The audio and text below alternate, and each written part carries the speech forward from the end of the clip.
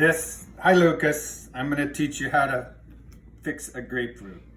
This is what Christy does, but I've kind of taken ownership with it and called it the filleting method. And it's kind of like cutting the skin off a fish. So I'm using a fillet knife, thinking that might even be better.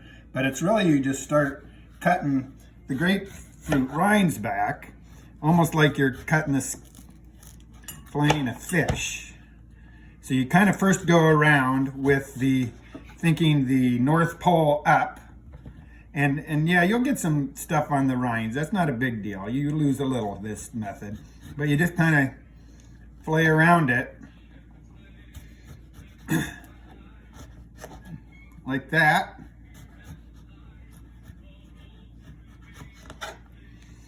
And once you kind of get all around the world here, in essence, kind of at the middle latitudes, then you can go ahead and cut off the poles like that. So then you end up with a bunch of rinds, and you got this whole skinned grapefruit. Now, the last thing I do usually is sometimes the middle of the grapefruit down the axis can be a little tough too. So I'll just go ahead and cut it apart like that, and you can see all the seeds there. So now you kind of cut around that axis there. Might get splatters on my camera.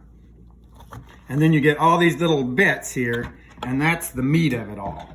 So you can just kind of keep cutting around that axis here, and in the end you just have a little square from the core like that. It's kind of like an apple core. You'll see a few seeds there. Pick those out, pick that out, and clean it up a little.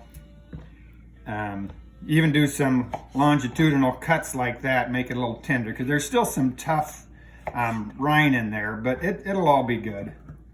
And in the end, there it is. It's your bowl of grapefruit.